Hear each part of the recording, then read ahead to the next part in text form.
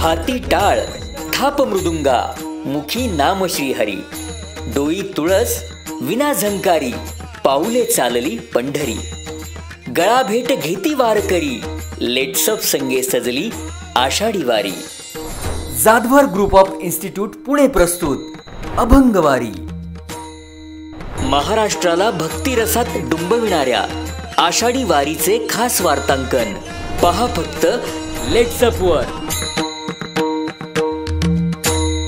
वारीमध्ये म्हणजे आता आधी सुट्ट्या काढल्यात आणि यातला जो आनंद आहे भांडी घासत ना हा म्हणजे फार आता काय शब्दात व्यक्त नाही करता येत।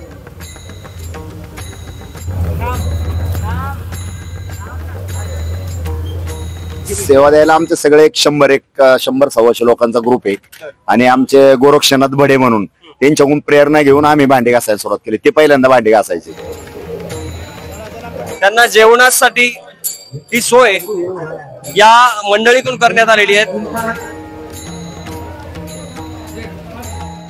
ज्ञानेश्वर महाराजांचा प्रस्थान सोहळा आहे आणि आलेले जे हजारो वारकरी आहेत, लाखो वारकरी आहेत, त्यांच्या जेवणाची व्यवस्था पाहणारे काही मंडळी आहेत आणि किती वारकरी येतात, किती दिंड्या येतात याचंही मोजमाप न करता सकाळपासून ते अगदी संध्याकाळी 10 वाजेपर्यंत आळंदी रोडवरील साई मंदिरच्या या ठिकाणी हे जे भाविक आहेत हे वारकऱ्यांना सेवा देतात, त्यांना पोटभर जेवण देतात। त्यांच्याशी मी बोलतोय। सध्या पुरुष मंडळी चक्क भांडे घासतायत बघा वारीमध्ये। एरवी आपण पाहतो की पुरुष भांड्याला हातही लावत नाहीत, मात्र इथे पुरुष हे भांडे घासतायत। माऊली रामकृष्ण हरी फार मग्न झालात भांडे घासतायत। काय घरी घासता की नाही भांडे? नाही घरी नाही, तेवढा वेळ पण नसतो। बरं, म्हणजे वारीत कसं काय सुचलंय? वारीमध्ये म्हणजे आता आधी सुट्ट्या काढल्यात आणि यातला जो आनंद आहे भांडी घासत ना हा म्हणजे फार आता काय शब्दात व्यक्त नाही करता येत। तुमचं नाव विचारायचं बाकी राहिलं, कुठनं आलात तुम्ही? मी पिंपरीमध्ये राहतो। रवींद्र कांबळे माझं नाव। काय काम करत असता तुम्ही? मी कंपनीमध्ये हिंदुस्तान अँटीबायोटिक्स कंपनीमध्ये कामाला। मी सगळी मंडळी कामाला इथं कंपनीमध्ये? नाही, हे सगळे मित्र वेगवेगळ्या भागातून आलेले, हे वेगवेगळे काम आहे त्यांची। नक्कीच। रामकृष्ण हरी माऊली। रामकृष्ण हरी। आपलं नाव सांगा आणि भांडे घासताय तुम्ही चक्क म्हणून मग थोडस वेगळं वाटलं। राजेश टाकळकर। काय नाही, माऊलींच्या वारीमध्ये वारकऱ्यांची जी सेवा आहे ती सेवा करत असताना भांडी घासण्याचा जरा थोडा चांगला आनंद भेटतो। कधीपासून सेवा देताय तुम्ही? एक 22 वर्षापासून। 22 वर्षापासून। कोण असतं सेवा द्यायला तुमच्या कुटुंबातून? सेवा द्यायला आमचे सगळे 100-150 लोकांचा ग्रुप आहे आणि आमचे गोरक्षनाथ भडे म्हणून त्यांच्याकडून प्रेरणा घेऊन आम्ही भांडी घासायला सुरुवात केली। ते पहिल्यांदा भांडी घासायचे। हो। आणि हे चिमुकल्या मुली दिसतात, ह्या कोण? मुली आहेत माझ्या। मुली? हो। ठीक आहे। सगळा परिवार घेऊन या ठिकाणी हे भाविक आलेले। रामकृष्ण हरी। रामकृष्ण हरी। काय भांडे धुण्याचं एकदम काम घरी कधी धुता की नाही? घरी नाही। वारीत मग? वारीत सेवा किती धुता दिवसभरात भांडे? आता सकाळपासून चालू आहे काम। म्हणजे मोजमापच नाही याला। बघा दुसरे पण बसलेले आहेत माऊली। माऊली रामकृष्ण हरी। रामकृष्ण। काय चाललंय? भांडी धुत काय आनंद वाटतो याच्यामध्ये तुम्हाला? आनंद तर भरपूर आहे, कारण मी आता एक ग्रुप बरोबर 3-4 वर्ष काम करतोय वारीमध्ये। दुसरी पण माहिती विचारूयात आपण। टाकळकर साहेब, किती लोक इथून जेवून जातात रोज? एक साधारणपणे आज आपण 8:30-9 ला जेवण सुरू केलेलं आहे। रात्री उशिरापर्यंत एक 11:30-12 वाजेपर्यंत जेवढे लोक येतील त्यांना अन्न प्रसाद असतो आपल्याकडे जेवढा। मला पुढे जरा तुमच्याशीच बोलायचंय, तर कशा पद्धतीने नियोजन केलंय ते मला सांगा पुढे माहिती। या तर ही जी मंडळी आहे हे आयोजक आहेत मुख्य। बघा यांचा साधेपणा, हे स्वतः भांडे घासतायत आणि बाहेर जे काही सेवाभावी मंडळी आहे ती सगळी मंडळी वारकऱ्यांना जेवू घालण्याचं काम करत आहे। इथं पुऱ्या तळणं सुरू आहेत, इकडे पुऱ्या लाटणं सुरू आहेत, इकडे सर्व स्वयंपाक आपल्याला पाहायला मिळतोय, आटा तयार होतोय, हे सगळं सुरू आहे।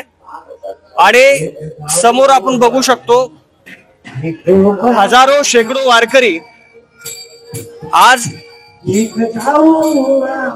प्रस्थान सोहळ्यासाठी इथं आलेले आहेत आणि त्यांना जेवणासाठी ही सोय या मंडळीतून करण्यात आलेली आहेत. हे बघा काही तरुणी आहेत. माऊली रामकृष्ण हरी. रामकृष्ण हरी. कुठनं आलात? चिंचवड मधनं. काय कॉलेजला शिकता की शाळेत? कॉलेज. काय भेटते याच्यातून? सुख सुख समाधान. समाधान भेटते. बघा बारके, तुला काय वाटतं बाळा? काही नाही, आमचे मम्मी पप्पा आजी आजोबा हे पण आधीपासून ह्यांनी हे सगळं सुरू केलेलं आहे. त्याच्यानंतर आम्ही पण सगळ्यांनी सहभाग घेतलेला आहे. बघा आई वडिलांसह सगळ्या तरुणी देखील या वारीमध्ये अन्नधान्याचं काम करतायत. बाबा रामकृष्ण हरी, काय यांच्या सेवेबद्दल 2 शब्द? भूक लागली असेल, भूक लागली असेल. आमचं नाव सदाशिव भोसले, गावरिंडे, इंदापूर तालुका. जेव्हा बाबा सगळे भुकेजलेले, दुपारचे 3 वाजलेत, वारकरी जेवणाच्या गडबडीत आहे. माऊली रामकृष्ण हरी. रामकृष्ण हरी. काय कधीपासून तुम्ही इथे? माझा जन्म झाल्यापासून तर मला कळतंय असं इथंच आहे. माऊली रामकृष्ण हरी. काय नाव आपलं? अक्षता. अक्षता, तुम्ही कधीपासून इथं हे वाढताय सगळ्या वारकऱ्यांना? सकाळपासून. सध्या गडबड आहे, वारकऱ्यांना फार त्रास नको म्हणून मी थोडसा आवर्त घेतो. वारकरी आहेत माझ्यासोबत. काय वाटतं यांच्या सेवेबद्दल? चांगले वाटते. कुठं आलात? हे सोलापूर, बार्शी तालुका, गाव वैराग. जेवणाची सोय नव्हती? 1 नंबर जेवणाची सोय आहे. आता जेवणाची चांगली सोय झाली. माऊली काय वाटतं यांच्या सेवेबद्दल? एकदम 1 नंबर. एकदम 1 नंबर. एकदम कुठं आलात तुम्ही? वैराग. चालतं. तर हे वारकरी आहेत आणि अशा वारकऱ्यांना सोय व्हावी, त्यांना जेवण मिळावं यासाठी वारीच्या वाटेवर अनेक वारकरी, अनेक भाविक हे सेवा देत असतात. वारकऱ्यांना वेगवेगळ्या प्रकारे मदत करत असतात. अशाच वारीवरच्या वाटेच्या गोष्टी, ह्या ज्या काही गोष्टी आहेत त्या तुम्हाला सांगायचा मी प्रयत्न करणार आहे. माझ्यासोबत आयोजक मंडळीमधील एक भाविक आहेत. कसं नियोजन केलं? किती लोकांचं तुम्ही नियोजन केलेलं आहे अंदाजे? किती लोकांचं नसतं, म्हणजे जसे म्हणजे संपेल तसं आम्ही आणत राहतो. आणि तो पण म्हणजे संध्याकाळी अंदाजे किती वारकरी या ठिकाणी येतात जेवण करायला? म्हणजे 50,000 लोक जेवले जातात. हे 48 तास जेवण असतं. आणि आमचे सद्गुरू तेजमाम महाराज यांच्या कृपा आशीर्वादाने चालू आहे. हे जवळ 30 ते 32 वर्ष चालू आहे. हे मुंबईची काही गँग आहे, कोल्हापूरची गँग आहे, आपले भोसरी पिंपरी चिंचवड मधले आहेत. आमच्या मध्ये सर्व इथं पिंपरीचा पाहणारा राजू टाके, रवी म्हणून आहे, विजय मानकर, आणि त्यानंतर बाकी आम्ही सगळे 500 लोक आमचे आहेत. त्यावेळी मूळ आमचा उद्देश हा होता की अन्न जे आहे हे माणसाचा अधिकार आहे. ते काय तुमच्या श्रमाचा मोबदला नाहीये. या प्रेरणेने अन्न आम्ही हे काम करतो. आणि वारीमध्ये म्हणजे आम्हाला एवढं महत्व दिसतं की आपण इतर वेळी नेहमी बघतो की देणारा हा रुबाबात असतो, घेणारा काकुळतीला आलेला असतो. पण वारीमध्ये आम्हाला हे उलट दृश्य दिसतं की देणारा काकुळतीला येतो आणि घेणारा हा रुबाबात असतो. नक्कीच वारकऱ्यामध्ये पांडुरंगाला पाहणारी ही मंडळी आहे.